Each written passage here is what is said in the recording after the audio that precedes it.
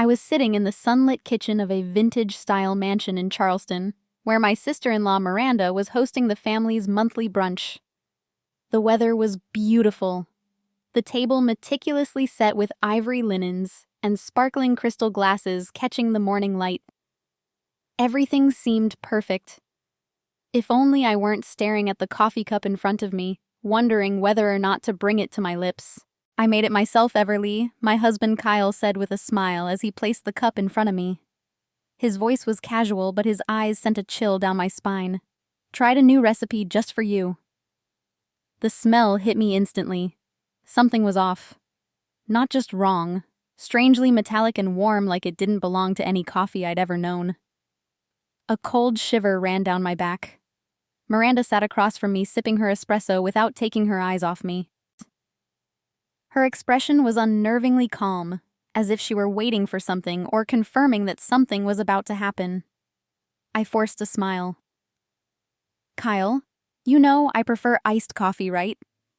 I tried to keep my tone light, though. My hand trembled slightly on the cup. "You're breaking tradition today." He shrugged. "Thought I'd shake things up. You should try it." "Miranda and I already did. It's really good." "Here's that." So I turned to Miranda, searching her face for any sign beyond that robotic smile. She nodded slightly and set her cup down, not taking another sip. I'd gotten used to this brand of friendliness. In our 3 years of marriage, I'd been hospitalized 3 times after eating at Miranda's house. Mysterious allergic reactions, food poisoning, or severe stomach cramps. Nothing ever conclusive. Kyle always had an excuse. Strange food, sensitive stomach weather changes. Miranda always appeared concerned. Asked how I was sent flowers to the hospital but never visited.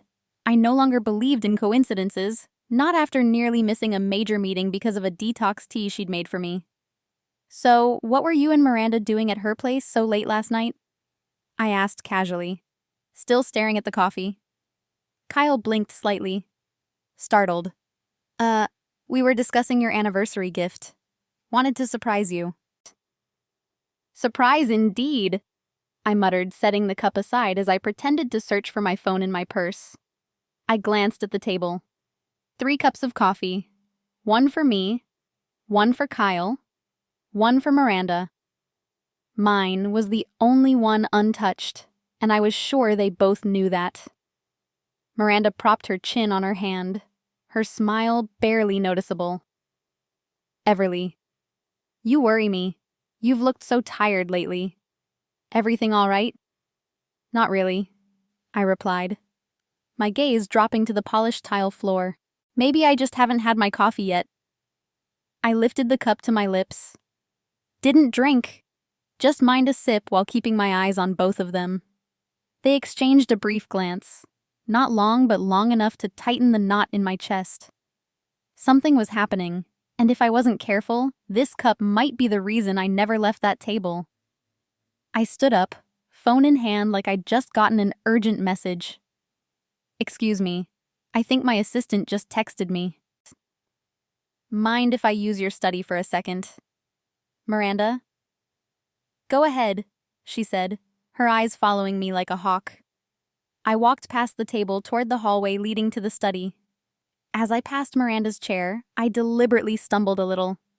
"Oh, I am so sorry," I exclaimed, bumping the table just enough to jostle the cups. While leaning down to fix the linen and realign the cups, I switched mine with hers in one swift, subtle motion. No one would notice unless they were looking for it. Miranda glanced at me, her brows twitching, but said nothing. I rushed into the study, heart-pounding hands shaking from the adrenaline. I left the door slightly ajar, just enough to watch the table from a distance. Kyle was on his phone. Miranda picked up the coffee, my original cup, and brought it to her lip. I held my breath. It's been a sip. It's been another 10 seconds past. Nothing. I started to doubt myself. Was I just being paranoid? Then Miranda placed a hand on the table, her face tightening. Her other hand gripped the chair. Kyle looked up at that exact moment and saw his sister's pale face. He jumped to his feet. "Miranda, my throat, it's burning." she stammered, her hand trembling. Kyle, there's something in that cup. I stepped out of the study, my phone already recording since the moment I entered. Not feeling well. Miranda, I asked, my voice calm, eyes locked on Kyle. Everly, you. Miranda's voice cracked, eyes darting between me and Kyle. You said it would only make her tired. Not. Wait, I cut in, stepping closer. Only tired. What exactly did you tell her, Kyle? He stared at me, blood draining from his face. This wasn't supposed to happen. That wasn't her cup. The kitchen went dead silent. I pulled my phone from my coat pocket and held it up. I recorded everything, including what she just said about you promising it would only make me tired. Miranda clutched her stomach, gasping. Call. An ambulance. Kyle fumbled for his phone. I'm calling. I didn't know she drank the wrong one. I stepped back and dialed 911. I need an ambulance at 145 Elmhurst Drive. Someone is having a severe reaction after drinking coffee. She's shaking. Nauseous, her hands are seizing. I gave them the address. Eyes still fixed on the two of them. Miranda collapsed on the floor, Kyle kneeling beside her, face as pale as paper. Everly. You switched the cups, Miranda whispered. You knew I crouched, keeping a safe distance, locking eyes with her. After 3 ER visits in 6 months, you think I wouldn't figure it out. The birthday breakfast. That weird tasting egg. The tea before my big presentation. And now this coffee. The door burst open as paramedics rushed in. I stepped back to let them through. Kyle, you planned this with your sister, I asked, not needing an answer. Because of the contract I landed. Kyle stayed silent, sweat beading on his forehead as Miranda moaned through the spasms. I'll go to the hospital with her, I said to the medics. She's my sister-in-law. One nodded, motioning for me to follow. Kyle tried to grab my arm. You don't understand. This isn't what it looks like. I pulled away, voice like ice. Really?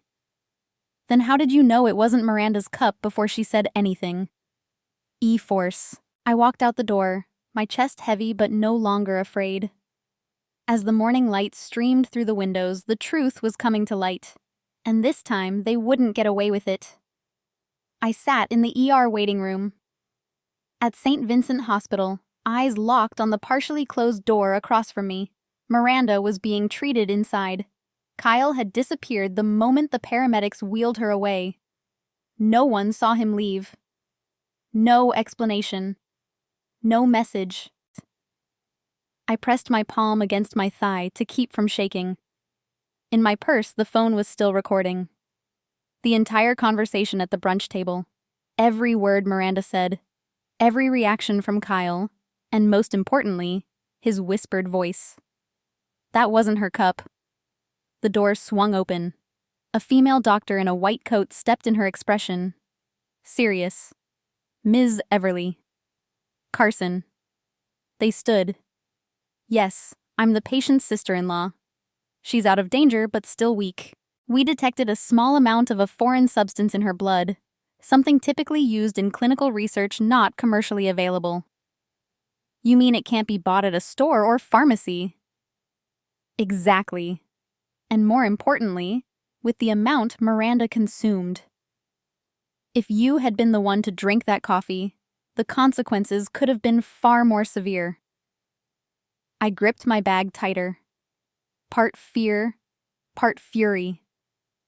I want to report this to the police right now. We've already called the doctor, said gently. An officer is on their way. In the meantime, Miranda has asked to speak with you. I nodded and walked down the quiet hallway toward the hospital room. Miranda lay there, pale, hooked up to an IV, her eyes half open, staring at the ceiling. When she saw me, she frowned and tried to sit up, but didn't have the strength. I thought. You wouldn't come, she whispered. Not come. After you nearly killed me for the 4th time in 6 months, I figured I should at least look you in the eye. One last time, I replied, my voice cold. Miranda pressed her lips together, her breath shallow. It wasn't to kill, just to make you rest for a while. Rest. I stepped closer, lowering my voice. You mean be conveniently absent so you could present the Brentwood proposal in my place? Miranda closed her eyes as if bracing herself against both the pain and the truth being spoken aloud. Kyle said, if you missed the meeting, the board would hand the project over to him and me. You were behind the times. I ended up in the hospital. I asked, even though deep down I already knew I made the tea. When you had that allergy episode, just enough to make you dizzy. Kyle brought the muffins on your birthday. He added a little flavoring. That's what he called it. I sat down in the chair beside her bed, eyes unblinking. Why I never competed with anyone. I worked hard. I came in early, stayed late. I even gave you the spotlight last year on the Harper project. Miranda sighed, eyes still closed. Because you made everything look easy. Clients loved you. You had the ideas they wanted. And me. I worked for over a decade and no one noticed. Then you showed up and all the spotlight went to you. I sat in silence. There was no excuse for what they did, but under the hospital's soft yellow light, I saw nothing but a woman hollowed out by envy that had eaten through all reason. And Kyle? I asked. He's my husband, the one who swore to protect me. Miranda's squinted lips twitching into a weak smirk. Kyle never stood behind anyone. Once you outpaced him, everything changed. The coastline deal. The lakeshore contract. They all went to you. The door opened. A female officer entered, followed by a nurse. Ms. Miranda Stone, the officer said, we need you to cooperate in an investigation regarding the suspected attempt to harm another individual. Miranda nodded weakly. She didn't resist. As they prepared to escort her out, she turned to me. Everly. Don't trust anyone. Not even the ones who sleep beside you every night. I stood still, my heart heavy. That line haunted me more than the confession I left the hospital that afternoon, under a light drizzle. Raindrops tapped against the roof of my car as I sat in the parking lot, hands clenched on the wheel. Miranda's last words echoed in my head. Don't trust anyone. Not even the ones who sleep beside you. I knew this battle was far from over. Before leaving, I had sent the audio recording from the brunch to my private attorney, Andrew Gallagher, a former partner from several intellectual property cases. He was not only brilliant, but completely discreet. Less than 10 minutes later, he called back, voice calm and firm. Everly, this is the first piece of evidence we need, but I'll need more. Something to show this wasn't an isolated incident. I looked down at my phone, then reached for the backup phone. The one I kept hidden in my desk drawer. It held a full archive of voice memos and screenshots I'd quietly collected over the past 4 months. The first time I truly suspected something was wrong was back in February, after I collapsed in the conference room just hours before I was set to present a strategic plan to the Corrales board. Kyle had stepped in to replace me, and even though he simply repeated my slides, the report credited him as the lead presenter. That evening, I found a small, unlabeled white sugar packet tucked into the lunch Kyle had packed for me. I didn't say a word, but from that moment on, I started recording everything. I opened a folder labeled Obsidian, a code name I'd given it. Inside were 17 voice recordings, 24 screenshots of messages between Kyle and Miranda, and a detailed log of every incident. The time, the symptoms, who cooked, who handed me drinks, and what happened afterward. Every detail arranged like a covert operations report. I sent it all to Andrew with a note. I'm ready to bring this to light. I won't let them get away with it. Within 30 minutes, Andrew called back Everly. This is no longer just a family or workplace dispute. This is a systematic scheme to cause harm sustained over months with clear evidence of collusion and intent. I'm forwarding it to an investigator, but you need to stay calm and absolutely avoid confronting Kyle directly. I nodded silently, then drove home. The house Kyle and I once shared sat on Oak Ridge Street, lined with deep red maple trees. I didn't go in right away. Instead, I played a voice memo from 3 weeks ago when Kyle called Miranda from our living room thinking I was asleep. "Not strong enough," Kyle had said. Last time she just got dizzy and still showed up to the meeting like nothing happened. "You sure it'll work this time?" Miranda's voice, cold and matter-of-fact, answered. "As long as she misses the Argon & Co. product launch, the client will come to us. They want consistency, not someone who's constantly hospitalized." I stopped the playback, my chest going cold. When I opened the front door, Kyle was lounging on the sofa with a glass of wine as if nothing had happened. "You're back. How's Miranda?" I didn't answer. I walked straight to the office and locked the door behind me. I needed a safe place to prepare. On my computer, I opened our most recent contract with Henderson Group, a deal worth over $8 million. My name was listed as the direct representative, and I knew Kyle had tried to take the lead for the executive pitch and been denied. Anger and betrayal swirled in my chest, but I couldn't let emotion cloud my next steps. I turned on the webcam and began recording a video statement. My face was clear, my eyes steady, and my voice resolute. "My name is Everly Carson. I have been poisoned multiple times over the past 6 months by my husband, Kyle Carson, and my sister-in-law, Miranda Stone. Their intent was to weaken my ability to work, cause me to miss important meetings, and divert business opportunities to themselves. I saved the file and named it Final Truth. Mouth 4. When I stepped out of the room, Kyle was watching me closely. "You okay?" he asked. I smiled. "Fine, but I think we need to talk with a lawyer." Kyle's face tightened for a split second. I could see him calculating an exit strategy. But this time I was already one step ahead, and I wasn't stopping until the truth came to light. The next morning I returned to St. Vincent Hospital with everything my lawyer had requested. Copies of the recordings, a detailed log file, and the video statement. I had recorded the night before. The police had already been notified and arrived on time. Officer Maria Ellison, along with 2 colleagues and the attending ER doctor, met me in the administrative office. "I've been briefed." Maria began, her voice firm. "But we'll need to review all documentation and, if possible, confirm the hospital records of your recent admissions." I've prepared everything I said, handing her a USB drive, and here's a letter from Dr. Brunner. He treated me during my last admission in June. They opened a laptop and plugged in the headset. As the Brench recording played, I watched Maria's expression shift, from skeptical to stunned to icy. "That wasn't her cup," Maria repeated Kyle's line from the recording. "That's the turning point." I nodded. "And there's more." In other recordings, Kyle and Miranda discussed dosages, symptoms, and ideal timing for me to be out.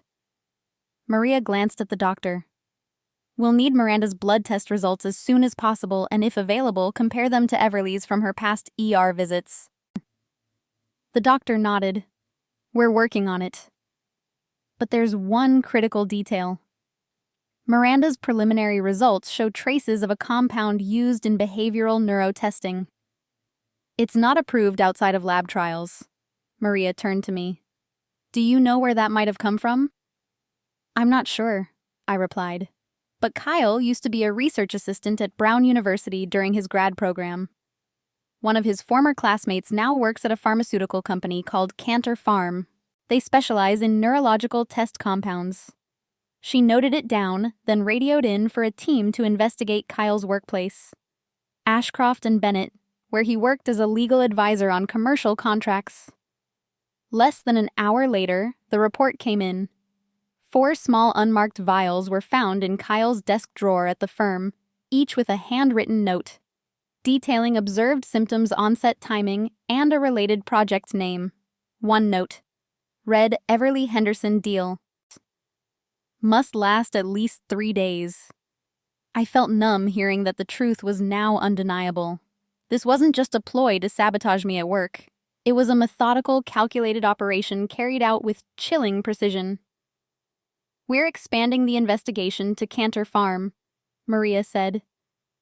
"If the compounds trace back there, more names will be involved. But for now, Kyle Carson is being summoned." As we discussed next steps, a hospital staffer entered and informed us that Miranda was awake and had asked to speak with me privately. I followed them to her room. Miranda looked completely different from the day before. Her face was less tense, her eyes no longer held that smug glint. Just exhaustion and something like relief. "I didn't think you'd come," she rasped. "I came to hear your final confession," I said, standing a few feet from her bed. "No need to confess more." "I've said enough," Miranda whispered. "But I want you to know I didn't think it would go this far, Kyle. He pushed me past the line. I just wanted my career back, not to destroy you." I stayed silent. It wasn't an apology, and it wasn't remorse, just the self-pity of someone who knew she had lost. "I'll tell the police everything," Miranda added. "I have a copy of an email Kyle sent to someone named Jonathan Matthews at Cantor Farm. He asked for a compound that slows cognition without leaving a trace. It's on my laptop." I left the room without responding. I didn't need a confession. I needed justice, and justice had finally begun to turn. The trial began on a cold autumn morning at the Charleston County Courthouse. Outside, maple trees were just starting to change colors. Inside, the tension was so thick that even the faintest cough echoed sharply. Kyle Carson and Miranda Stone sat at the defense table, their faces cold, stripped of the confidence they once wore at their lavish family gatherings. I sat in the front row on the plaintiff's side next to Attorney Gallagher. Behind me were my mother, a few close colleagues, and a representative from Henderson Group. The client we nearly lost to Kyle's scheme. The prosecutor opened with a clear statement. "This case isn't just about betrayal within a marriage. It's about a calculated campaign to destroy a woman's health, reputation, and career. All because she was more successful." The evidence was presented, one piece at a time. The brunch recording text messages between Kyle and Miranda, discussing dosage and timing, and a handwritten note from Kyle that read double the dose if needed. "Ensure she's absent on the 17th. The courtroom fell silent as the prosecution played the video testimony I'd recorded at home, where I looked straight into the camera and spoke about the pain, the hospital visits, and the crushing realization that it was my own husband who handed me every morning drink. I didn't look at Kyle as the video ended. I had long stopped seeking any emotion from him. On the second day, Dr. Broner was called as an expert witness. He presented my blood test results from 3 separate hospitalizations, each one showing traces of the same rare chemical compound with gradually increasing concentration. "This was not accidental poisoning," the doctor stated. "Someone was monitoring the patient's reactions and adjusting the dosage over time. That indicates control and intent."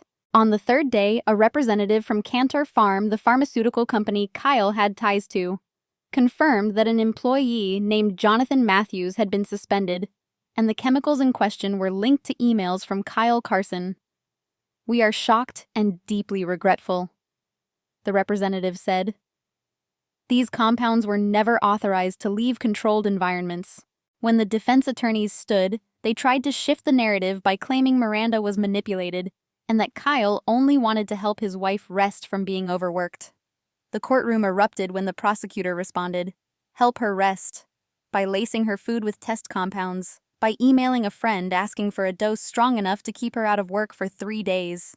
Your Honor, this is not concern. This is conspiracy." On the final day, Miranda requested to speak. She wore a pale blue blouse, her hands trembling as she stood. "I don't deny anything she said, but I never thought it would go this far. I admit I was jealous. I admit I stayed silent when Kyle crossed the line, but I never meant for this kind of harm." Kyle remained silent throughout the entire trial, except when the verdict was read. When the jury returned, No one moved. The judge stood voice steady. The jury has reached a verdict. Kyle Carson and Miranda Stone are found guilty on all charges: conspiracy to cause serious bodily harm, unauthorized use of controlled substances for personal gain, and intentional endangerment of another person's life. I held my breath as the sentence was delivered. The court hereby sentences Kyle Carson to 18 years in prison, Miranda Stone to 12 years. Neither sentence is eligible for probation. Kyle didn't lift his head. Miranda broke down in tears, the first time she had shown any emotion during the trial.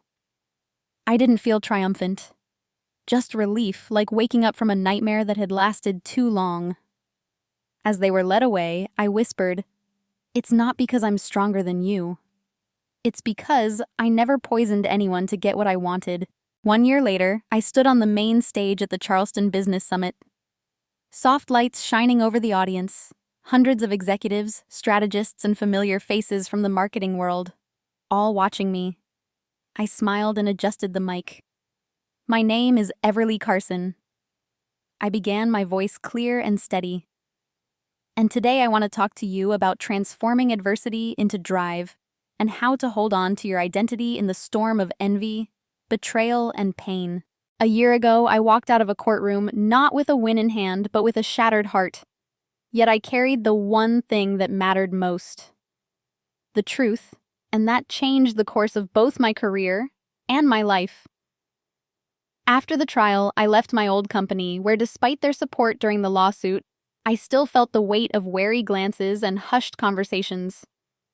Instead, I accepted an offer from Henderson Group, the very firm nearly taken from me by my ex-husband and sister-in-law.